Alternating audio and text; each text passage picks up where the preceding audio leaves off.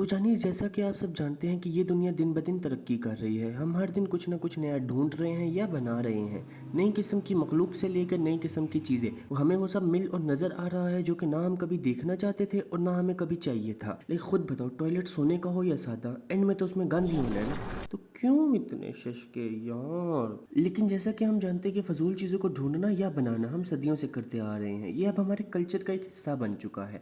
और इसकी अगर मैं आपको एक बेस्ट एग्जांपल दूं तो वो होगी एस्ट्रोलॉजी।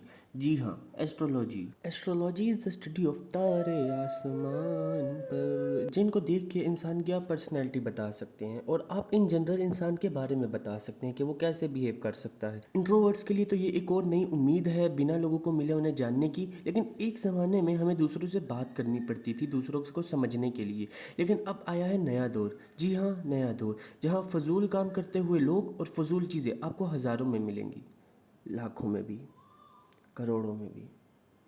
We are destroyed. जी हाँ, एस्ट्रोलॉजी, जिसके तारों की लाइन में उतनी ही सेंस बनती है जितनी कोविड के टाइम पे फिजिकल पेपर लेने की। बंद करो हाथ जोड़ के मैं। अगर आपका भी दिमाग इतना ख़राब है कि आपने कभी सोचा कि क्या एस्ट्रोलॉजी में सेंस बनती है, तो जी हाँ, आप बिल्कुल गलत हैं। अगर एस्ट्रोलॉजी शोले मूवी में ठाकुर है तो लॉजिक है उनके बाजू। अगर एस्ट्रोलॉजी टिकटॉकर्स हैं तो लॉजिक है एक्टिंग। अगर एस्ट्रोलॉजी वैक्सीन है तो लॉजिक इज कैंसर। अगर एस्ट्रोलॉजी आइसलैंड है तो लॉजिक है वहाँ का मौसम। अगर एस्ट्रोलॉजी शफकत महमूद है तो लॉजिक है कैंसिल। सीरियसली शफकत जानी, कैंसिल कर दो ना प्लीज़। अगर एस्ट्रोलॉजी बारिश है तो लॉजिक है रेगिस्तान। अगर एस्ट्रोलॉजी डिस्कवर हुई थी 18th सेंचुरी बीसी में, और मुझे लगता था कि खाली हमारे ज़माने के लोग ब्रेन डेड होते हैं। Like it's not a surprise. So और ये डिस्कवर हुई थी बाय द बेबीलोनियंस। जी हाँ, इनके ग्रुप के नाम से ही पता चलता है, हम इनसे कुछ ज़्यादा एक्सपेक्ट भी नहीं कर सकते। एस्ट्रोलॉजी में होते हैं ज़ोडिएक साइंस, जो कि एक स्पेसिफिक स्टार की लाइन को रिप्रेजेंट कर रहे होते हैं, जो कि आप यकीन माने मेरा टोटली रैंडम होते हैं। लाइक आप खुद बताओ, ये है लियो, एक ज़ोडिएक साइन, और ये रिप्रेजेंट कर रहा है एक शेर को। लेकिन अगर मैं एक छोटे बच्चे को भी कहूँ कि पेपर पे एक लाइन जैसा कुछ बना दो, तो वो भी इससे अच्छा ही बना लेगा, चाहे जैसा भी बनाएगा। और बच्चों को तो आर्ट्स आती भी नहीं होती यार। अब ये एक कोट है जो कि लियो से रिलेटेड है, जिसमें बोला गया है, No one defines Leo. They define themselves. मेरी बात सुन, सबसे पहले किसकी ज़िंदगी इतनी बर्बाद है कि वो एक ज़ोडिएक साइन की एक्सप्लेनेशन चाहेंगे। यार मतलब how brain dead you need to be to believe in astrology. अब एस्ट्रोलॉजी में एक ऐसा ज़ोडिएक साइन आता है जो खुद एस्ट्रोलॉजी को डिफाइन करता है। जी हाँ, you guessed it right, it's cancer. अगर आप किसी बच्चे को पेंसिल और पेपर दे दो, मेरा यकीन करो, उस बच्चे की लाइंस और एस्ट्रोलॉजी के ज़ोडिएक साइंस दोनों में आपको ज़्यादा फर्क नहीं मिलना। एक रीज़न है जो एस्ट्रोलॉजी में एस आता है, क्योंकि एस्ट्रोलॉजी हो या एस, दोनों में आपको गंध ही मिलेगा। अब let's take a look at cancer. जी हाँ, मैं एस्ट्रोलॉजी वाले की ही बात कर रहा हूँ। वैसे दोनों में ज़्यादा कोई डिफरेंस तो नहीं है, दोनों ही अनक्यूरेबल हैं। कैंसर का साइन है क्रैब। अब मुझे ये बताओ, इन तीन में से कौन सा ऐसा है जिसमें कोई सेंस बन रही है या एक्चुअल में कोई रिलेशन लग रहा है। एक में क्रैब बनाया हुआ है और एक में अपनी ख्वाहिशात बताई हुई है, और एक अगेन एक छोटे बच्चे को पेंसिल पेपर और खुली छूट देने का नतीजा है। लेकिन चलो हम थोड़ा एक्चुअली पर्सनैलिटी ट्रेट की तरफ देखते हैं कैंसर की एक वेबसाइट से, क्योंकि मेरा इतना तेज़ दिमाग नहीं कि मैं इन तीन लाइनों से इतना सब कुछ निकाल पाऊँ।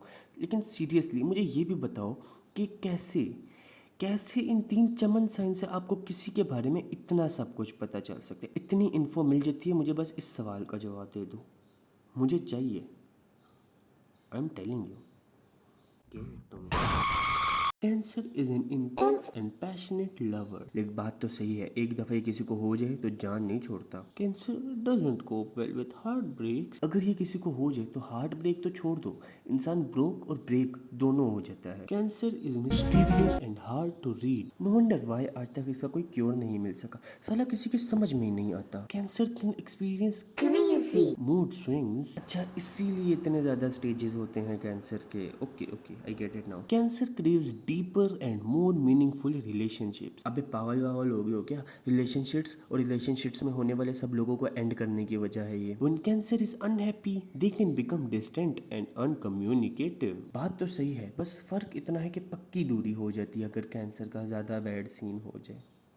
Cancer can be shy and takes time to open. वैसे ये सबसे पॉइंट की बात है, इसीलिए जब आपको कैंसर के बारे में पता चलता है वो ऑलरेडी अपने लास्ट स्टेज पर होता है, and then boom, you are D E E E A D D D D D D.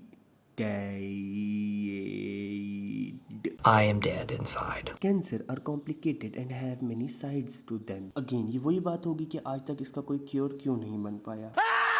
Well after this research कुछ सेंस जोडिएक साइंस बनाते भी हैं कभी कभार, लेकिन फिर भी थोड़ी बहुत, वो भी सिर्फ कैंसर की एक्सेप्शन, क्योंकि दोनों ही अजाब हैं, चाहे जोडिएक साइन हो या बीमारी हो. एस्ट्रोलॉजी में टोटल 12 जोडिएक साइंस हैं. मैंने अभी तक बस 2 थोड़े बहुत एक्सप्लोर किए हैं and I am already regretting it. मैं एस्ट्रोलॉजी पर बिलीव करूंगा, बट उस दिन जब पाकिस्तान वर्सेज इंडिया के मैच के बाद कोई टीवी नहीं टूटेंगे. Impossible. Do you ever look at someone and wonder what is going on inside their head?